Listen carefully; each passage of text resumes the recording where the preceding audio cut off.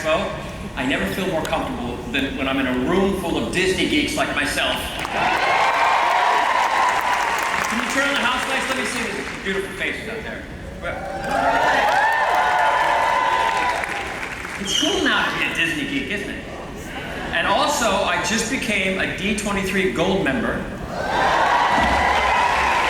have a card. Who's a Gold member out there? Who's not a Gold member? I got a lucky ticket for somebody. Hold on. Coming down. This is my cardio for the day. I'm exhausted. Here's my buddy I have here. Daniel, you are now a Gold member. D23, buddy. Keep coming. Let my old buddy Daniel up.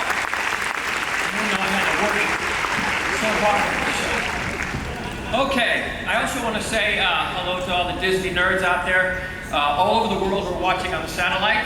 Hello, everybody. Hello to my big, fat Greek family out there. They're not in Greece, they're in Gardena, but I wanted to say that. Right here on the stage 2 years ago, I had the honor of moderating the D23 Expo's Legends of Walt Disney Imagineering. The first for me, of course, was to meet the incredible Marty Sklar. Marty began his career early on before Disneyland opened, and he worked all the way through, you know, being the head of Imagineering, and he was a great, great guy. He was so spry and so funny and so sharp.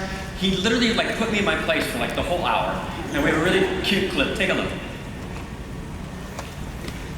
Adventure Through Inner Space, and this was Disney's answer to Haight-Ashbury, I think, at the time. It was a wild trip, and Claude was the genius who put all the things you saw in there together. That was the makeout, right? It was a makeout, right? You told me it was a makeout. There you go. Yeah. You had to use Old Spice when you went under.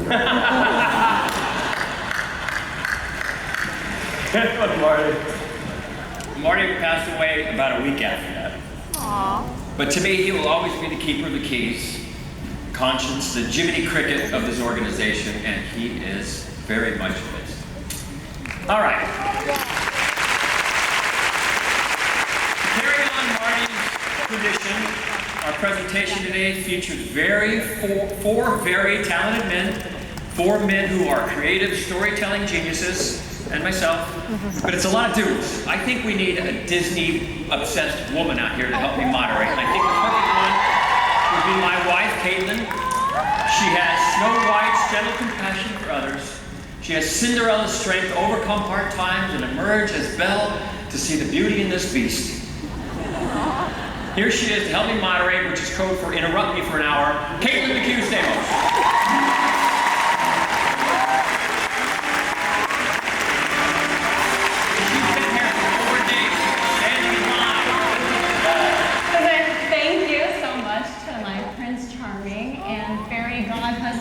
He's making all my Disney dreams come true, including getting to hang out with all of you guys here at the D23 Expo!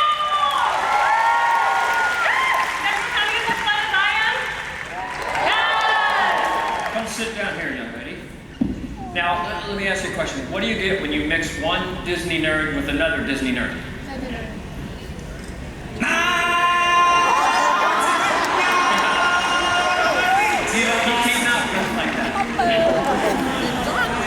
Both of us are so Disney obsessed, and we're also obsessed with the legends that you're about to meet.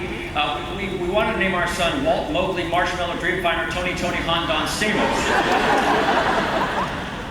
But it was a little long. Actually, I wanted to name him just Pooh.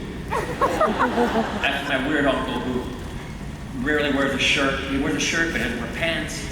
John and I have been fortunate enough to have all of our Disney dreams come true, over and over and over again. Yeah, the happiest memories in our life all seem to be connected to some sort of Disney experience. Theme parks for our birthdays and the Disney movies that have inspired us and helped shape who we've become. We got engaged at Disneyland. We honeymooned at Disney World. Yeah, and I got to go to the grand opening of Captain EO. I was at that grand opening. Oh, yeah? Yeah, I should have said hi to you. Oh, I would have said hi, but I was 6 months old.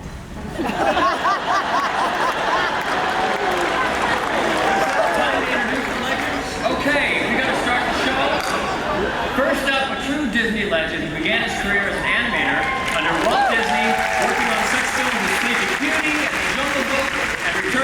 for a whole new generation of films, including The Hunchback of Notre Dame, Mulan, Toy Story 2, and Monsters, Inc. Please welcome Floyd Norman.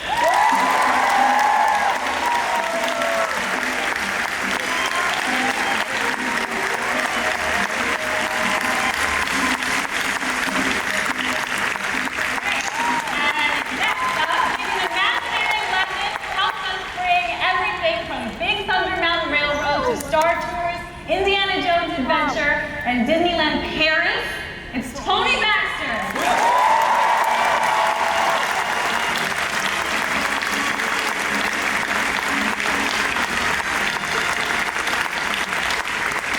He's a prolific producer, director, artist, and author who was behind such films as Beauty and the Beast, The Lion King, Waking Sleeping Beauty, Frankenweenie, and Maleficent. Ladies and gentlemen, please welcome Hahn.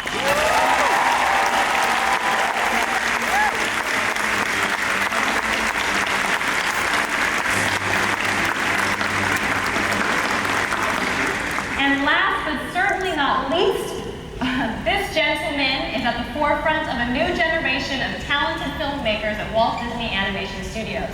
Paul was head of the story on Oscar-winning features Frozen and Big Hero 6. His directorial debut, Disney Animation's 2020 feature Raya and the Last Dragon, was announced just yesterday here at D23 Expo with our new best friend, Paul Briggs.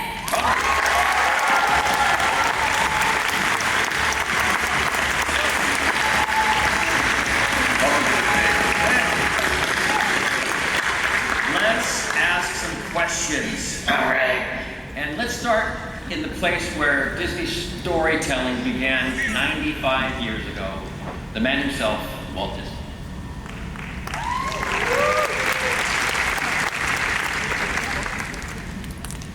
I believe it's video. We have often been asked, where do we get the ideas for our stories? So on this program, we will try to answer in part this question. Potential story ideas exist all around us, and our story men have been trained to closely observe everyday happenings with the thought of twisting a common occurrence into a cartoon story. Occasionally we find that books are adaptable to cartoon ideas, or maybe a song will suggest a story. Walt Disney.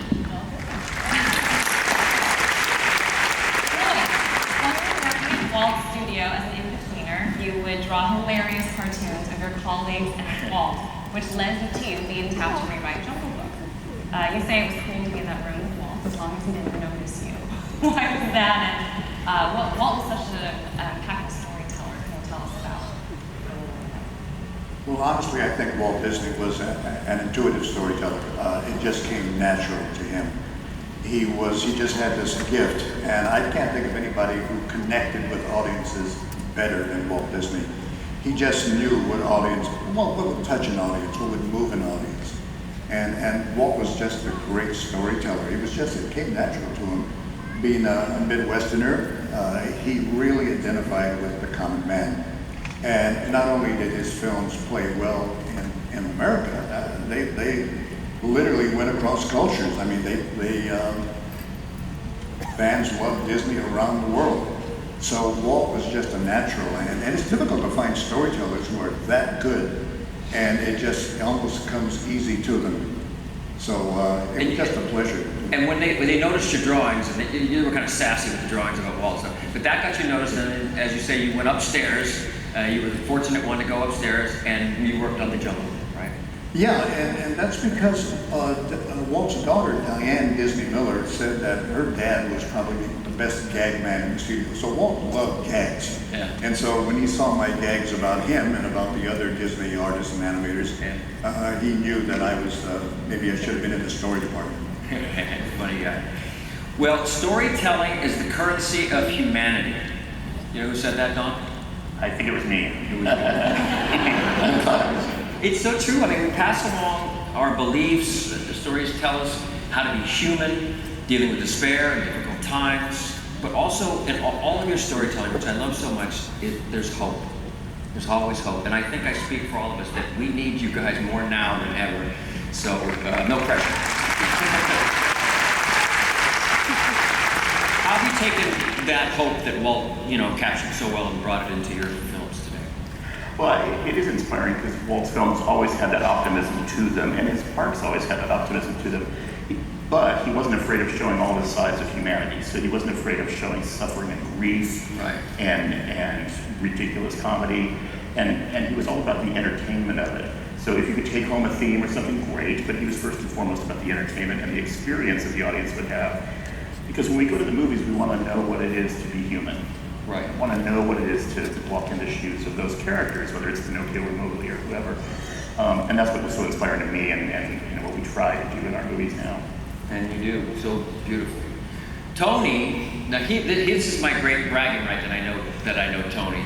We've become friends, and I'm so grateful for that. And 2 years ago, we had dinner, and I said, I've got to get you on Splash Mountain, because he created Splash Mountain, and it's my favorite ride. And to get that picture, where you go down the thing, and they take the picture, to get a picture with me on the ride, Tony Baxter.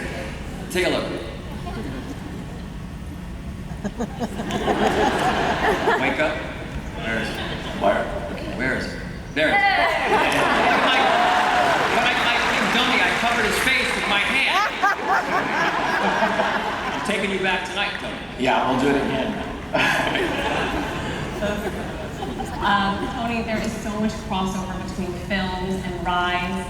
How did you decide what to include from the films to create the Indiana Jones adventure? Well, it was pretty easy. You have to look at the things people expect and then depart from there. There were certain things in that film you couldn't do without the rolling ball. That could not be a thing. And other aspects, you get the flavor of what the emotion of that ride or that film was. And it was all about action. And what was interesting, I'm losing my voice. In the early years when we started it, we couldn't have done what we did.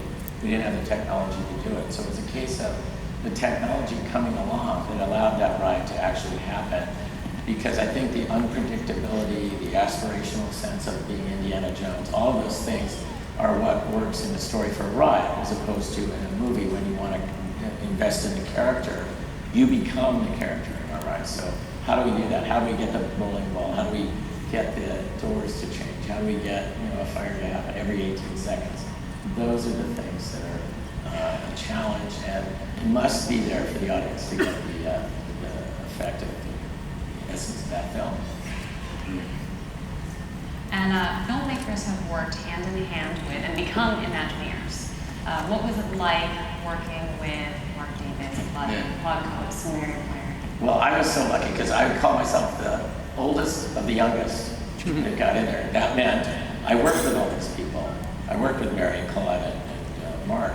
Now, if you look at that sketch that Mark did of the pirate in the boat, straddling the boat in the dock, greedy with so many hats, you don't need a single word of a script or a traditional story to read that drawing. That drawing is visual, and everybody that's not paying attention in the boats gets it right away. And that was his particular thing. His staging was impeccable. I don't think any other Imagineer I have ever worked with had the sense of staging as well as character design. But in a ride where you only have a second, staging is everything in telling a story. And his things were impeccably done. Yeah.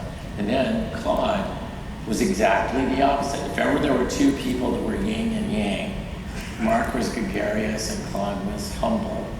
But Claude dealt in the world of backgrounds at the studio.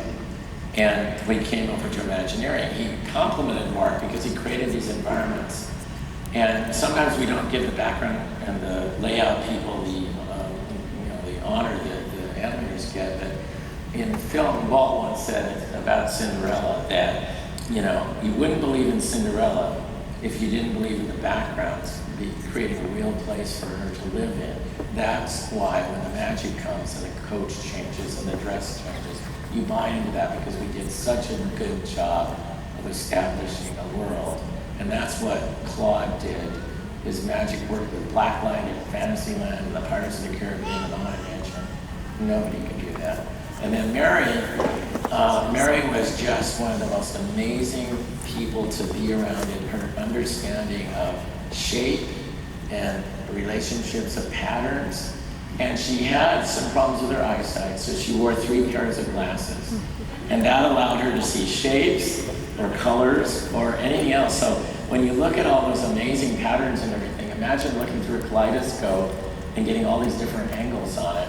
And I think her childlike sense came through, and I know that both Mark and Claude loved working with her because she brought a look that they couldn't possibly do. Mary just had a way of seeing through the clutter and simplifying things down to a basic, design. Paul Briggs, I see you down there, Paul Briggs. Look at this handsome young man. I'm like a fan. I want to just turn my chair. Like, aren't you in awe of these guys on stage like we all are? But let me tell you something. After your big announcement yesterday, you belong on this stage just as much as anybody. Let that sink in. You're the next.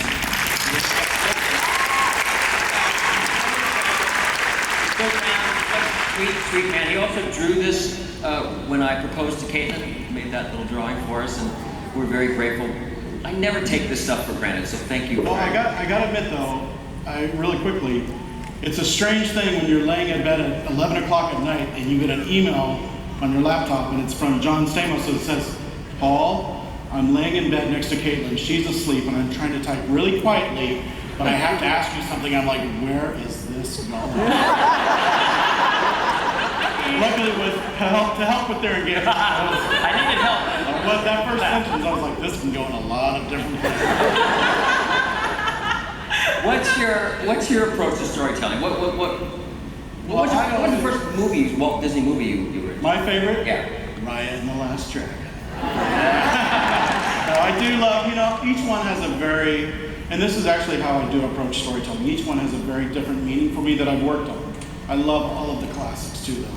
But I come at it from a very personal place. And when I look at Frozen, for example, Can you guess what? He's Marshmallow. I did do Marshmallow. I'm a giant angry, I'm also Yama in Big Hero 6, like I play these giant angry characters, but I am not an angry person. I hope I'm not. But I do come from a very personal place. When they asked me to come on to Frozen, I was like, I don't know, princesses. I love that, I love the singing and everything, but I'm trying to find the connection, and I met with Jen Lee and we talked about sisters. And I have 4 sisters, and I know, John, you've got a lot of sisters, so we understand sibling dynamics that are complicated. And so when Jen started telling me about this story about the sisters, I was like, I'm in. I get this family love, this family bond, that you would do anything for them at the end of the day. And even Big Hero 6, when they asked me to come on to Big Hero 6, I love superhero stories, I love Marvel, but really at the end of the day, Big Hero 6 is a story about loss and grief and accepting that into your life. And I was like, I get that. I had lost my mom a year earlier, so I was like, this is a story that's important to me that I think other people will connect with and empathize with. So that's really, I think, always what drives my storytelling. And also, you know what though, real quickly to say this as well, Dean and I talk about this a lot with our movie, Raya and the Last Dragon.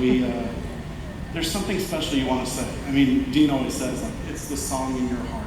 And I believe that too. There is a song, I view movies as songs, and that's something that, I guess that's also a big part of it. It's just like, what do you want to tell the world and sing out to the world?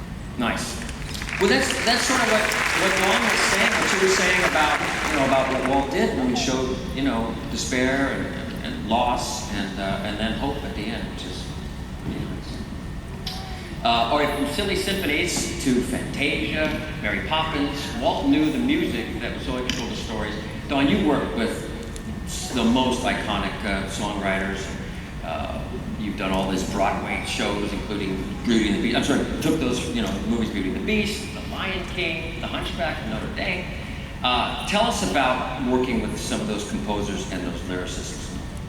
I think the thing they all had in common, whether it was Howard Ashman and Alan Menken or Tim Rice or so many other different people, is they were storytellers. And that sounds obvious, but it's not. A lot of musicals have songs in them that are just meant for entertainment, or the couple falls in love, so you feel like you have to have a love story. And especially what Howard was all about was plot. You could take a song like Ursula's song in Little Mermaid. Ariel has never met Ursula, doesn't know she exists at the first note of that song, and 3 minutes later, she's signing away her voice and signed this contract to go up on land. And that all happened in that song, where the opening of Belle was all about Belle going shopping and meeting Gaston, meeting LeFou, and seeing everybody. And that was all in a song. So I think the amount of plot in a song, and what these guys always did that amazed me is you put songs in a movie not for the only reason that this is the only place that your heart has to sing out. It's what you said. It's I'm so in love that I can't talk anymore, so I have to sing. Right. I'm so, angry at the villain, I can't talk anymore, I have to sing. So it's those moments, those peak moments of the story that those songs go in. And I think that's what makes not only the films of our era, but of Walt Disney's era so memorable. And the genius of Walt and you and some of these direct Paul, like you'll look and you'll go, you know what, we need a song right here, right? And just put it there to help tell a story or move. Yeah, and a lot of times they don't work, and a lot of songs fall by the wayside. And like Candy Feels Love Tonight, we tried to cut that out of the movie because Lion King isn't a love story, and so we did cut it out of the movie for a while. And then we thought, well, let's have Uma Timon sing it because maybe it'll leaven it and be more fun. And then we showed the movie to Elton, and he convinced us to leave the song in the movie. But he had a good reason for it. He felt like these are the songs that Disney movies are made of, those emotional connections. And of course, it went on to win an Oscar and everything else. But he was right. It's that emotional connection you have to the characters through the music. It is a love story. That movie is a love story to me, especially the father-son. Go ahead. You worked with Alan Menken and Howard Ashman. How was working with them and how they helped mold the stories? Wow, they were incredibly involved in it. So if you look at Little Mermaid or Beauty and the Beast or Aladdin, they were there all the time. And Howard was going back and forth between Los Angeles and New York, and Alan was in Los Angeles for extended periods. And they were in the story room. They were with these guys, with the story crew, coming up with ideas. And at one point on Beauty, we took all the storyboards back to Howard in New York, and it was so challenging and fun because we'd be ripping things off the storyboard and repinning things, and Alan was there with a portable piano and was trying to workshop this stuff and make it work all the time. So amazing people, but right there in the room, they weren't ivory tower writers. They were right there with us in the room, and I think that's why those songs feel so integrated into the story. Do we have a clip of from your movie? Yeah, well, this is a clip of Howard. This is 30 years ago, and it's Howard when he first arrived at Disney lecturing about Little Mermaid, and he's talking about the song Part of Your World. And you think, oh, it's just a love song, it's no big deal, it's just about love. It's not at all about love. It's about how she's trying to get up on the surface and all the seeds of story and plot that he's planted in the lyric of that song. And to hear him talk about it is really amazing. That's got a lot of very, very specific information in it. This is something that, there are a couple of ways you can write something like that. If you look at most songs in that vein are less specific than that, to be quite honest with you. I was interested, just for myself, in trying to give more specific information and yet keep it feeling like a ballad. It's her dream. You're not going to miss what the film's about. That's the central issue of the entire film. And by having her sing it, makes that point develop. She wishes she were, at the end, she will become human. That's what she wants. And I don't think it's again a mistake to that point. There's some foreshadowing involved in it. It's funny, when you think of the lyric things, it is complicated, even though it's simple. There's foreshadowing there when she says, what would I give if I could live out these waters? What would I pay to spend the day? Fact is, she's going to make a deal with the devil and see that she's going to give up her voice. She's going to give up a lot. Eventually, she's going to give up practically her life.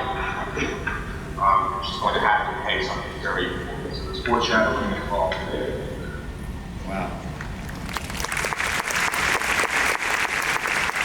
I sort of asked you, Paul, about placement, where you need a song and where you put it, and I think we have a clip that you haven't seen. From Frozen, actually. It's featuring Kristen Anderson Lopez and Robert Lopez with Alan Menken, Stephen Schwartz, and Lin-Manuel Miranda talking about a moment that you helped inspire. Ooh, I've never seen this, so this is Animators are such believers. They are the most dear-hearted people. And then the best meetings too, because you leave the meeting and there's 3 drawings of you, because everyone's doing it. Exactly, and then you frame them and put them on the wall. Sometimes it's not very flattering, we found. So I would love to hear from everyone about a moment in their movies that was actually inspired by a visual. Like for us, Do You Want to Build a Snowman is all written because we were trying to figure out how to get a backstory of the girls that you could actually feel. And we were talking, and during that time, our head of story, Paul Briggs, drew two girls on either side of the door. And I was like, Paul, what are you drawing? And he brought it up to the camera, and we were like, that is Do You Want to Build a Snowman? And I find that writing for animation, you just get all of this amazing inspiration from them. Wow. Oh.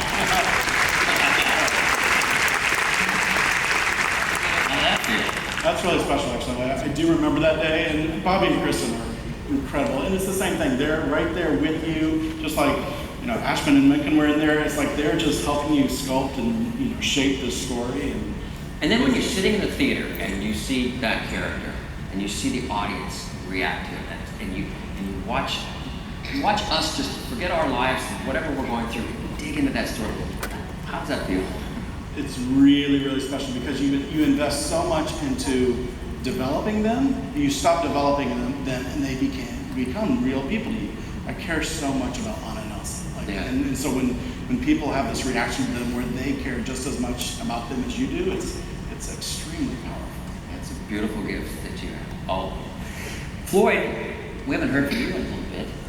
Let's talk about the process. Like I know you were saying that, like, you'll do something, it gets thrown out. Do something, thrown out. Do something, thrown out. Like, talk to us about that, and then also, like, has there been something great that you just loved that got thrown out? Well, that is the story development process. It's mainly trying out ideas. And I tell young story artists who are just coming into this business that most of what you do will be thrown away. You hear that? Almost everything you do will be thrown away, but we keep the good stuff. There was a lot of stuff you didn't see in the Jungle Book because Walt Disney decided that it didn't work. So consequently, it was cut from the film. Do you remember anything specific? Well, there's one sequence I remember very much, Rocky the Rhino. Okay. Rocky the Rhino was a very wacky, zany character voiced by Frankie Fontaine. I don't know if you remember, he played Crazy Guggenheim on the Jackie Gleason show, for those of you who are old enough to remember Jackie Gleason. But Walt didn't think Rocky the Rhino was very funny, so that sequence was cut. But it doesn't break my heart when something's cut from a film. We had a marvelous sequence in the film Mulan. That was kind of cute. It's when Mulan and Shang had to share a tent together. It kind of risque, but in good taste. And it was a hilarious sequence. It was really funny, but it just didn't work with the narrative, so that very funny sequence had to be cut from the film. But it didn't break our hearts. That's just part of the process. Interesting. Now, Tony, back to you. I have waited hours and hours in lines for your rides, over and over and over again. I've been going to Disneyland my entire life in my 30s, and I am still not tired of them. How do you do that? Well, I have a secret. Most people design something for the first and only viewing in a film or whatever, but with the rides, they're going to be doing just what you did, or we'd be out of business, So I designed the attractions I work on for the 20th ride, which means you have to ask yourself, I waited in line 19 times for an hour. Why am I in this line again? And I think the best answer to that was the storyteller's postcard to Walt Disney. Does everyone know Ray Bradbury? Yeah, okay. So imagine Ray Bradbury and Charles Laughton in a Peter Pan pirate galleon. This is absolutely true. When he got out, he went over to the postcard rack and sent Walt a postcard that said essentially, Walt, I'll be eternally grateful. Today I flew out of a child's bedroom window over London in a pirate galleon on its way to the stars. And that's what it's all about. You are flying that journey and making the story to reflect the kind of worlds that these guys created. But this time at Disneyland, it's your chance, and that doesn't get old. I think all of us, today I can tell you right now, there's a line that's 45 minutes to an hour long across the street to do that journey, to get to do that. So you put new stuff in, or do you put little hidden things or? Yeah, well, like the other things we have to do is because we're taking a 90-minute product essentially and condensing it down to 5-10 minutes at the most, or even 90 seconds in the dark, right? You have to use other tools like in the rendering there of Splash Mountain, the ending, the finale. It's the finale of the ride. So what do you do to tell that story? It's the end of the day, it's the autumn part of the year, and we've got more animatronic animals than you've ever seen in your life singing the good old finale. So that's a way of doing that. The other thing that my predecessors and we try to continue it too is the magic of lighting to tell a story. You know, you can look at that Peter Pan flight down there and realize if we illuminated that room, it would be a room. But by turning out all the lights and then only illuminating what the artist brush paints, we control exactly that story. So you're only seeing the elements that, you know, take you away to another world. So you're in a room that's not much bigger than the stage we're standing on, not where you are, but right here. And yet, for all intents and purposes, you're flying over, you know, Neverland. So those are very powerful things. And John Hinch had something that was very powerful that I thought was great about the environments of Disneyland, and that was eliminate all the contradictions, whether they're colors, their music, or things that don't reflect the main story that you're telling.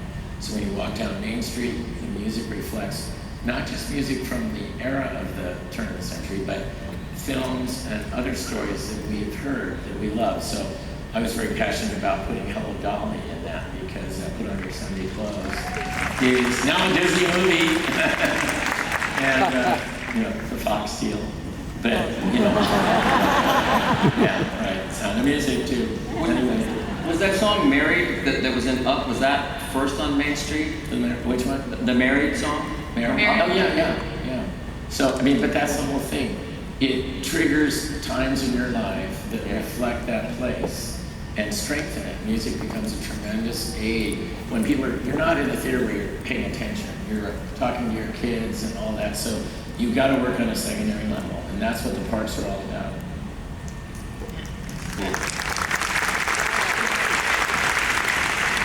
Switch gears again. Let's see. As we all know, many Disney films draw from classic stories. Dawn, how closely do you stick to the source material for well-known fairy tales? That's an amusing question. We don't. I mean, the great tradition of Walt Disney storytelling is to say, oh, what a nice fairy tale, and then just, not throw it out, but basically throw it out and start over again. Disneyfy it. I hear Floyd talking about Jungle Book. That was notoriously storyboarded and thrown out a couple of times before the final version to lighten it and leaven it.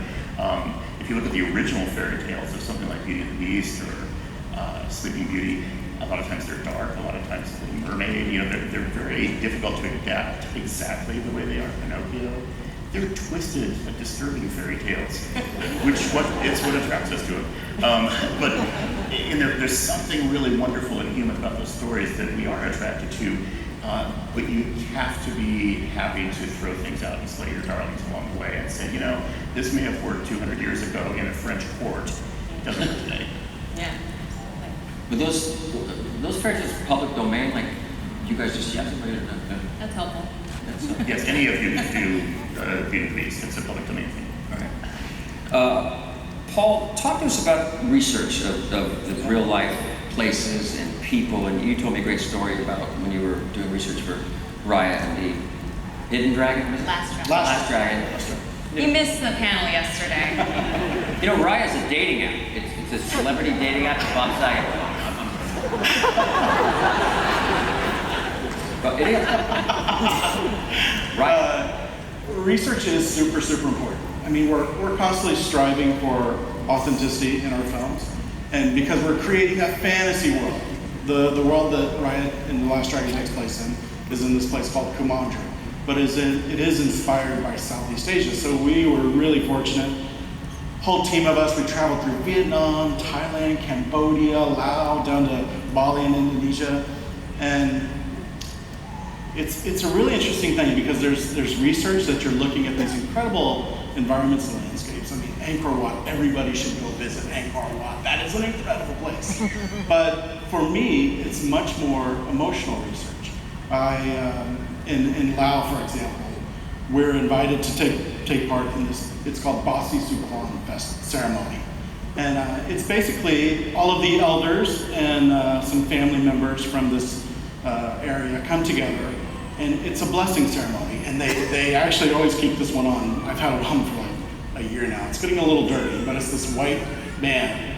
I had all of my arms were covered with these white kind of string, pieces of string, because each of these elders comes up to you, and as they're tying this little string around your arm, they're telling you this good fortune, this blessing of safe travels and where you're going, and to know that they're with you and that they have love for you. And it's this beautiful thing to experience that, and to sit back and go, this is something that I want to take back with me to my family, and know that my family members even are loved and supported, and give them a blessing. So it's really impactful when you experience those things in other cultures, because it just helps you in a strange way look at your life better, and you learn from them, and you just kind of look at it and go, this is what our world needs more of. I love that so much. So that stuff starts to just inform even the story you're telling about bringing people together.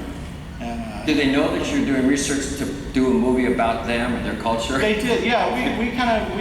I always approach it when I come in. I try not to hide anything, and I'm always very open with them, and I say, this is the story we're telling, because that's really how it begins. It begins with me and Dean sitting together going, why is this story important to us? We're looking at our own families, we're looking at our boys, our children, and we're going, what is the message that we want to resonate with them? And so when you have this kind of fantasy world, but then this very personal story, you go on this trip, and when you share that story with people, they really open up and they go, I understand what you're trying to do.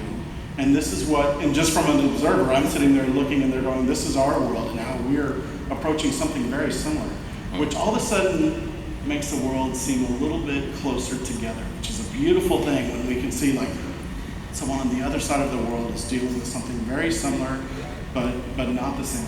It's a small world, after all. That's where that's going. The Notre Dame Cathedral?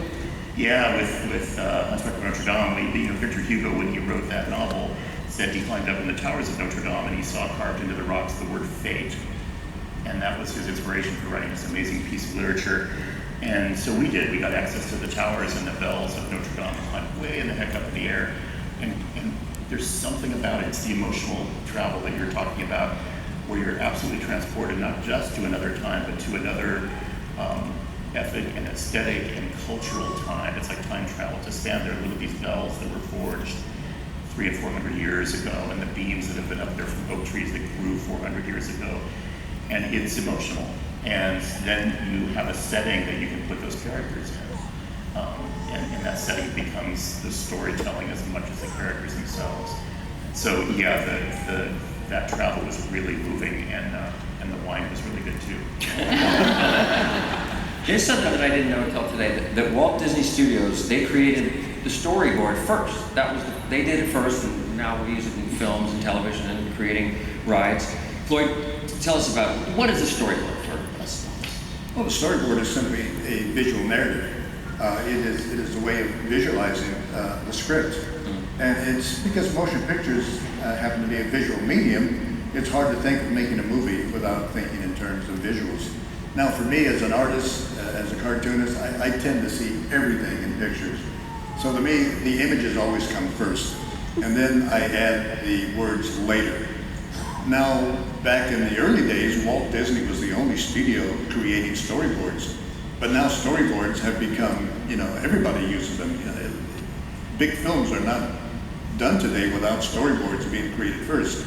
Guys like George Lucas and Steven Spielberg, Alfred Hitchcock used storyboards extensively to nail down his visuals.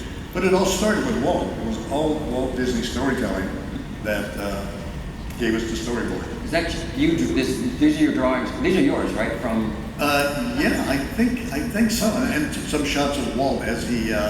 He used to draw, goof on all the colleagues and put them up on the. Do you guys do that, Paul? Is that what animators do? Yeah, it's actually every April 1st we have a caricature show, which is brutal. It really makes you reevaluate everything in your life. So it's still going, and nobody's safe. Jen Lee. everybody is on the fair game. Do people know whose style it is? I mean, Walt knew it was you, right? He said, hey, you smartass, come up here and be funny. You mean on the storyboards? Yeah. We all drew alike. So many of us on Jungle Book, Dick Lucas and Eric Cleworth, Vance Gary, and myself. I honestly had a difficult time trying to tell my drawings from all the other guys because we were all drawing basically with a grease pencil. Yeah. That was because Walt loved the grease pencil, the China marker, because he liked big, bold drawings. He liked ideas to be put down boldly and dramatically. He didn't like a lot of frou-frou, so he wanted ideas to be clearly stated. So we all used these big, fat China markers when we did our storyboards. Would he go out with a marker himself and fix things, change things? No, usually Walt would just go to the board and rip things off. The theme parks have also used storyboards and models and computer simulations to create the immersive worlds that we love too. How do you like to visualize your attractions? Well, I'm a visual thinker, so the script always comes after the place starts to take shape. So you've got, maybe a piece of ground, maybe a challenge that the park has to fill an area with more people. Those become kind of the leading things, and then you kind of back into it by creating in case you're looking at Splash Mountain, there's a very tight piece of ground. And when it was under construction, it looked like the 5-story apartment building was going in next to Lawn and Mansion, because it was steel, and everyone's going, what have you done? But, we knew the story was going to fit. We start with New Orleans, we have the plantations of the mansion, and then out into the bayous. So we had a nice segue there. And once we planted it all out, like the model looked, and the models give us so much confidence that it's going to work. So when everyone is at the park freaking out about this big giant building, we're seeing this model, we know where it's going. And so that becomes, in the same way as the storyboard is so critical, and we do them too. But the models become something where you can't cheat. There's no way to cheat. It's the same piece of ground, only miniaturized. So many times those models are built big enough that they can be used in the field so that 1 inch in the model equals a foot of ground in the space. And it's an incredible tool to us. But there was a bunch of extra figures laying around from America Sings. No. We have these figures. What do we get? These elements, I think for me, when Marty used to call it the blank sheet of paper. Yeah. And by that, it's like, we don't even have an idea. We just know we need to do something. How are we going to do it? The best way to get that quick is to think of something that you were completely, inspired by, or just became such a part of your life. Something that touched you, like the Wizard of Oz, or for me, the Moses parting the Red Sea. And if you look closely here, you can see Triton, King Triton, parting the seas to our original Seas Pavilion idea. And we didn't build it, as Floyd says, we don't always build everything. I think it would have been great though. But we had Triton throwing his Triton out at the water and parting it, and then allowing all of the guests in the audience to walk through the ocean into the story of the sea, which I thought would have been a very theatrical and very Disney thing and very aspirational. And it would have given me my Moses moment. Yeah. They did it over at Universal, so if you want to go over there, they'd like to see you walk right there. Well, hey, we both like this guy, don't we? Oh, Figment, my favorite. We were on a track, and we had gotten Dreamfinder, and I watched Magnum P.I., the story I told about Magnum hit a goat. He told Higgins it was just a figment of his imagination, and Higgins said, figments don't eat grass. And I said, there's our name.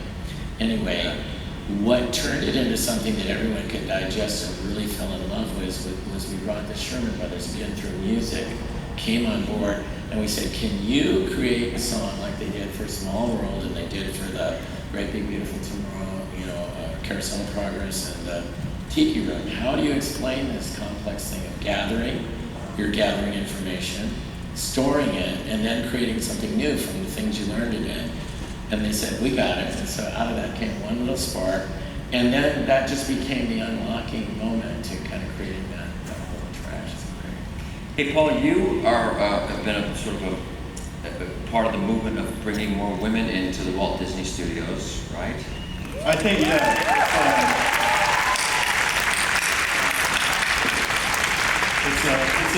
it's interesting because Floyd and I were talking earlier about just the story process, and really, it hasn't changed that much over many, many years. It's funny you bring up the rhino thing, because I actually have that photo stat behind my desk, and I keep it as reference of it's a Bill Peep sequence. Incredible economy of boards. So storyboarding hasn't really changed that much. What I see really changing right now is this dynamic, and it's awesome, of a lot of women coming in animation. Half my story crew is women, and they are incredible. They're super smart. I love it. And I think they're bringing all these really powerful stories, even like within the studio. There's Natalie Norgott, who just showed her short here, and of course Jen Lee, our Chief Creative Officer. And even Josie Trinidad. Like, there's some really incredible women in the studio right now. And it's a great time. Because when I started, there weren't a lot of women in story, and now I look at the department overall, and I'm extremely excited for this change happening. Good for you. And you were the head of story for Frozen, right? I was. Yes. Yes. It was an amazing experience, because, again, like working with Jen Lee and Chris Buck, I have so much respect for them, and the songwriters too. So in that movie, we were just talking about how films get, you'll be working on something for a while. Frozen at first was this love triangle between Kristoff, Anna, and Elsa. And Elsa and Anna weren't really so much sisters. And so at that time when I saw the movie, I wasn't on it, but I looked over there and I was like, nope, I don't want to do that love triangle. That's not. And then all of a sudden that whole thing was thrown out. It's like, now this becomes a story about sisters. So it's really exciting. And plus I think too, what's fun now is, like I was saying before, storyboarding really hasn't changed much. We're drawing completely digital, which is really fun. And we pitch now, rather than on these boards that you saw even Walt pitching, we actually come into the story room and we pitch these stories just digitally on the screen. So we're going through them. These are some of my boards from Princess and the Frog. So I kind of just go through these things and pitch them digitally. But it's the same exact process. You still draw it, right? Still draw, which is really hard because you're a writer and you have to visually communicate. It's all about visual communication, and these ideas. And so in some of the hardest storyboards that I have to draw, I know when they are coming, because it's, even in this song sequence, Mama Odie's song, there's a line in the script. We work a lot closely with writers, but there's a line in the script where it says, Naveen looks over and falls in love with, and you can see in his eyes, he's falling in love with Tiana. And I was like, how do I draw that? And it's incredible because I spend a whole day drawing just two eyes, where I'm like, no, he's not in love. And it all came down, it was really funny because it all came down to just a slight, like I drew a pair of eyes, and then all of a sudden it was just a little bit of the eyes just opening just a little.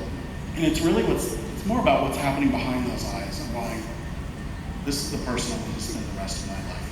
Which I know that feeling, and I'm just trying to capture, which is such a hard feeling to capture in a drawing. That's when you're like, I shouldn't have chosen this profession. I could have been anything else. Why did I choose to draw? It's so hard. But when it works really, really well. And that's the Disney magic in our movies. I picked the right guy to email to help me with romance. And also, he's such a perfectionist. He came over to our house and did this beautiful Winnie the Pooh on our son's nursery. And he took all day doing it. It was fun. I loved it. Such a perfectionist about how was he doing. When I first asked him, I said, do you have like an intern who would do this? We don't want to, and he was like, no, I don't trust one. I'm doing it. Want it done right. It was beautiful, so beautiful. And a lot of storytelling does have to do with the background and the world that these stories belong in, which I talked about with Tony and the rides, but I want to talk about it in films as well. We have Disney films like Sleeping Beauty, Wonderland, The Temples of Jungle Book. The incredible live-action world with 20,000 Leagues Under the Sea, Mary Poppins, Tron, Dawn. How do you create these entirely new worlds for film? Wow. It's about creating a sense of transportation for the audience. I always feel like creating a world is like the transportation business, where you take the audience to a place and a time that they can never go themselves. And when we go to the theaters, we want to give that feeling of suspended reality. We want to go feel and kind of walk in the shoes of other characters. And the environment in that world is very much a part of that. And it is, by the way, if you're making attractions or if you're painting oil paintings 100 years ago or painting on cave walls, the work of an artist, be he or she a writer or artist, is to show you what it's like to be me, show you what it's like to walk in my shoes for a day. If you can do that, that's the macro aspect of the world you're building. Then you can get down to, okay, how can that world help tell my story? How can you walk into a room and there's no character in there? Like if you were to walk into my bedroom as a kid and I weren't there, you would know everything about me, which I won't reveal right now. But you do, you learn about that. If I were to go into any of your rooms and rummage around, which I'll do later today, you'll understand who that person is, and that's that transportation, that's that world building that we all try to strive for. That's interesting. And Paul, you've done Zootopia, a whole incredible world. I mean, tell us about that. Big Hero 6. Big Hero 6. Yeah, well it all starts with that. You want to be, when you go to a movie theater, you want to be transported to this magical place. It's this escape from the world you're in a way, and you go, okay, everything that's going on in the outside world, I don't care about anymore because I am here. And I really appreciate when, again, it comes back to research and authenticity, and you can see that the filmmaker has done their homework, and you start to build these worlds, but they make sense. I mean, even with Zootopia, there was a ton of research just done in animal relationships and the dynamics between certain animals and herbivores and carnivores. So there was all this research done that then starts to influence design and construction of sets, because we have to build everything from scratch. Nothing is given to us for free. So you got to make a door for an elephant, but you also have to make a door for a mouse and everything in between. So there's just a lot of just research again. Do you ever just lay in bed, like right before falling asleep, and just have ideas? Does that ever happen to any of you guys? It's a dangerous thing. It's a dangerous thing. I call it the story Rubik's Cube, because all of a sudden my brain starts solving story problems. I'm like, okay, I actually have an old, like, vintage Game Boy that I'll play Tetris just for a second, just to make my brain stop. Wow. It's now, there's so much to do. I did mine on traffic jams. Oh, really? An hour every day, Did something hit you in the middle of the night? You go, yeah, I mean, because you're completely focused on just the rear bumper of the car. Yeah. You want to talk about color? Floyd, tell us about color. Well, Don had spoken earlier about Mary Blair, and Mary had a tremendous influence on the Disney feature films. She had such a brilliant color sense. And I remember going to Pixar animation studios in the 90s to work on Toy Story 2. And one of the things I noticed was a lot of Mary Blair color concepts on the walls of Pixar. And I'm thinking that Mary probably did these sketches in the 40s or 50s. And here we were, years and years later, and a whole new generation of artists still referring to the beautiful color sense of Mary Blair. So she's had a profound influence on animation, both at the Walt Disney Studios and Pixar. Tony, you talk about color, lights, black lights in the ride. Yeah. I noticed, when you go into some of your rides with black lights, you can see who has caps and who, like. Yeah, right. Well, again, there is that. Black lights are great in the kitchen too, if you want to spoil your wife's cleanliness there. But no, all these tools, whether it's black light or it's the technique we created on Indiana Jones to give you the sense of motion as you're going through the ride, and feeling the experience for the first time, telling a story through experiential feelings. All of these are no different than the original paint that was put on a cell.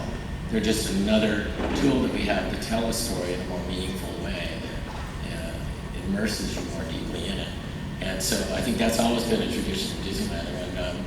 When those original blacklight rides were created, I think they were the most immersive things that had ever been done. And maybe the Jungle Cruise I would put in that too. After seeing the film that's been generated out of that yesterday, it looked fantastic. So I think a lot of people have those rides as a communal experience that's lasted for coming up on almost 65, 70 years now. Yeah. To infinity and beyond, what's the future of storytelling? Technology, will that will that come into play more and further change the way you guys? Well, technologies we've all been over there to ride, Smuggler's Run, and wait till you see the other one, and I think I can talk a little bit about it because you saw it today.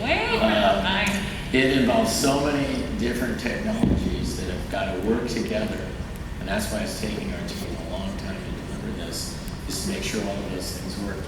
But when you move through a seamless experience, crossing from one type of transport to another, it's extraordinary. Nothing like that's ever been done before. But at the end of it, it's just about telling a story. If you just put it there to blow people away with the technology, it wouldn't work. It's like when Star Tours was fresh, when we did it in 1987, we all thought, we'd have a good year if we just made a fun lump in the dark kind of simulator ride, but we put it in concert with Star Wars, something every kid grew up with. And here it is now, we're plus 40, I think, almost, on it. Close, anyway, we're dating back in 30-something. And it's still got a line out there because it's not that it's a simulator and that was breakthrough in 87, it's that it takes you, allows you to go into that world. And the world building thing is going to be awakened like never before with all these technologies. Floyd, you've been telling stories a long time. What do you think the future holds? Well, I've been able to, kind of like see the transition. I mean, I started out old school Disney. When I came to the studio, Walt and his artists were still making films, and pencil and paper. Everything was hand-drawn, hand-created. And then transitioned to Pixar, where I went up to Pixar and saw animation totally change, totally transformed by the new digital medium. So, but I think one thing will remain the same. The storytelling is basic. Whether it's done by hand, whether it's done by computers, good solid storytelling is Disney. Yes. And that will always be with us. No matter what. That's beautiful. Very quickly, we only have a few more minutes, but I want you all to go down the line and tell us what story influenced you or moved you the most? Paul. Start with me. I think a really impactful story, I would say, is that changed my life, honestly, was when I was little. I was in this bookstore, this Walden's bookstore in Florida, Boca Raton, Florida, and I found this book called The Illusion of Life. And this is a book written by Frank Thomas and Ollie Johnston, two of the 9 old men. And I started flipping through this book, and it was my creative Bible. I thought this is something that people do, people draw. And it was a really big book. That book is like this thick. And I remember my mom came up to me in the bookstore. She's like, "Where have you? I've been looking for you forever. Where have you been?" And I was like, "Mom, this book." And we were at the time pretty poor. And I remember her holding this book and flipping it over, and I could tell her eyes were looking down at this price tag on this book. It's an expensive book. But then I just remember her looking at it, and it must have been my eyes, but she was like, "Okay, we'll get this book." Oh, thank God. I thought she was going to steal it. It's could have been a tragedy. Could have been a tragedy. Again, I could have. But I swear, even as we were walking through that mall, I was still just flipping through these pages, and I thought, I have to go there. That's this magical place that are people like me. Like, I was constantly drawing, and even in these drawings, I could tell right away there was emotion and life in these drawings, and I was like, I want to do that. And my mom, to all her credit, really kind of put me on that path of going, there you go there. And here I'm super fortunate, and it's an honor to be sitting now on the stage. Don Hahn?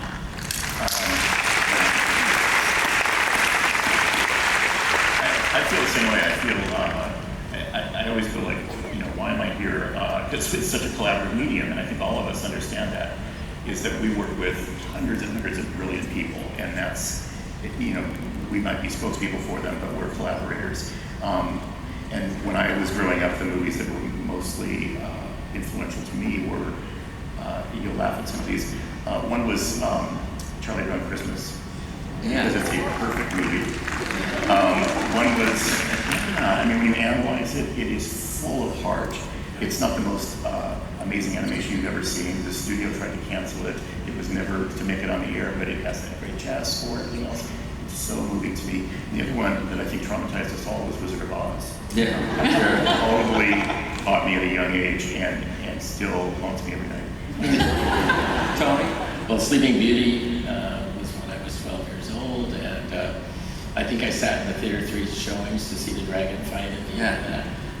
So that impressed me. And then I think that stop motion work with Ray Harryhausen was another thing. Which one? Ray Harryhausen, who created the Seventh Voyage of Sinbad and Jason and the Argonauts. Those were real, but not real. It was something that, it was before CGI, and so it was a primitive way of seeing animation in dimension. And that got me, I think, thinking about getting into the dimensional side of this, and finding a way to bring creatures and places to life in a dimensional world with that incredible style. I have a Girl and Sleeping Beauty. If I could marry those two, it'd be amazing. Floyd? Walt Disney's probably shortest feature animated film. I have to thank my colleagues, the wonderful Dick Humer and Joe Grant, for giving us a little film called Dumbo, the film that really Well, gentlemen, discord is at an all-time high and decency at an all-time low, but thank God we have gentlemen like you and the women to tell these stories and lift us up and make this world a better place. Thank you very, very much.